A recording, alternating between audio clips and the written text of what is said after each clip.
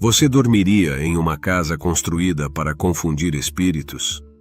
E se eu te dissesse que existe uma mansão com escadas que não levam a lugar nenhum, portas que se abrem para paredes, janelas instaladas no chão e corredores que terminam abruptamente no vazio, e que essa casa foi construída por quase 40 anos, dia e noite, sem jamais parar?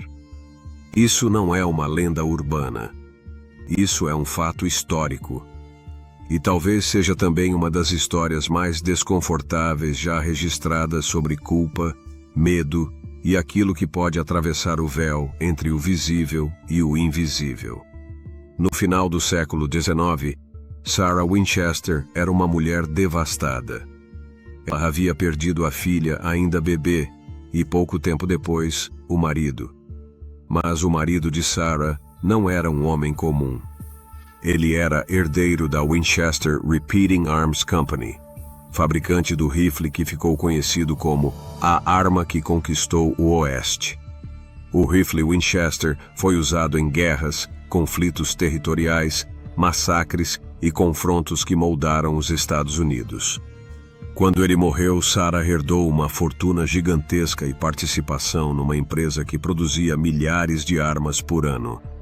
Dinheiro em abundância, mas nenhuma paz. Segundo relatos da época, tomada pelo luto e por uma sensação crescente de inquietação, Sarah procurou um médium em Boston. Ali teria ouvido algo perturbador.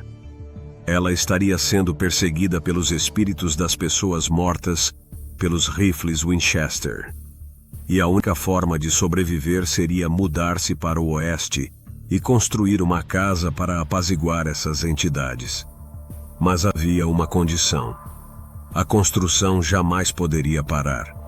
Se a obra cessasse, sua vida terminaria. Sarah se mudou para a Califórnia e comprou uma propriedade simples. A partir daquele momento, algo começou que jamais seria visto novamente na arquitetura moderna. Martelos ecoavam 24 horas por dia. Carpinteiros trabalhavam em turnos contínuos. Novos quartos surgiam. Paredes eram erguidas e demolidas. Escadas eram construídas e reconstruídas. Durante 38 anos, a casa nunca ficou pronta. O resultado foi uma mansão com mais de 160 quartos, milhares de janelas, portas que se abrem para o nada, chaminés que não chegam ao teto, corredores que terminam em paredes sólidas e escadas que levam ao teto. Era como se a arquitetura tivesse sido projetada por alguém tentando despistar algo invisível, ou alguém tentando aprisionar algo que não podia ser contido. Historiadores afirmam que Sarah Winchester era inteligente, culta e estrategista. Ela não era considerada insana pela sociedade. Administrava finanças, supervisionava projetos e negociava contratos. Não há registros médicos que a classifiquem como mentalmente incapaz. E é exatamente isso que torna tudo ainda mais desconfortável. Por que alguém racional construiria uma casa que desafia qualquer lógica estrutural? Alguns dizem que ela acreditava que os espíritos se perderiam no labirinto. Outros afirmam que a construção constante mantinha as entidades ocupadas. Há quem diga que ela realizava sessões espirituais todas as noites, consultando orientações do outro lado para decidir onde o próximo cômodo deveria ser erguido. Nada disso foi comprovado, mas também nunca foi totalmente descartado. Em 1906, um grande terremoto atingiu São Francisco e parte da mansão foi destruída. Alguns relatos indicam que Sarah interpretou o evento como um sinal de que os espíritos estavam irritados. Curiosamente, ela decidiu não reconstruir algumas alas danificadas. Elas foram simplesmente isoladas, como se aquela parte da casa tivesse cumprido um propósito e sido abandonada. A mansão também contém um padrão recorrente do número 13. 13 painéis de vidro, 13 degraus em certas escadas, 13 ganchos em luminárias. Coincidência estética ou padrão ritualístico? Sarah nunca deixou registros explicando suas motivações. Não escreveu um manifesto, não deixou confissões, apenas construiu, sem parar. Quando Sarah Winchester morreu em 1922, a construção cessou imediatamente. Martelos silenciaram. Operários foram dispensados. Pela primeira vez em quase 4 décadas, a casa ficou em absoluto silêncio. Nenhuma maldição foi oficialmente confirmada. Nenhum espírito foi capturado. Mas a casa permaneceu. E ainda está lá. Visitantes relatam sensação de desorientação. Funcionários falam sobre mudanças súbitas de temperatura. Alguns afirmam ouvir passos.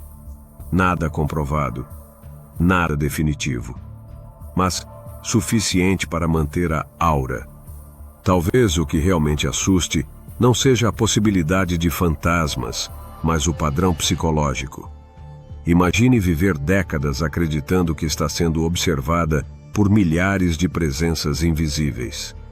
Imagine gastar uma fortuna não por luxo, mas por medo. Ou por culpa. O rifle Winchester ajudou a moldar uma nação, mas também ajudou a destruir milhares de vidas. E se a casa nunca foi sobre espíritos literais? E se foi sobre a consciência? Sobre o peso invisível de saber que sua riqueza vinha de algo que tirou tantas vidas? A casa seria então um monumento arquitetônico à culpa, um labirinto físico representando um labirinto mental.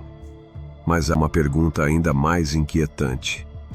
E se não for apenas psicologia? E se, em algum nível, a repetição obsessiva da construção estivesse respondendo a algo que não conseguimos medir? A história da humanidade está repleta de construções erguidas por medo do invisível. Templos, fortalezas, santuários. A casa Winchester pode ser apenas mais uma expressão extrema dessa necessidade ancestral de proteger-se do desconhecido. Talvez o verdadeiro mistério não seja se há espíritos ali. Talvez seja porque uma mulher racional dedicaria 38 anos a uma construção que não fazia sentido prático algum. Talvez o mistério esteja no medo humano, no trauma coletivo, ou na possibilidade de que algumas casas não são feitas apenas de madeira e pregos, mas de decisões e consequências. A casa Winchester permanece como um enigma arquitetônico e psicológico, um momento ao luto, à culpa ou ao sobrenatural. E se o verdadeiro fantasma nunca foi externo, mas interno? E se aquilo que mais nos persegue não vem do além, mas daquilo que escolhemos construir dentro de nós?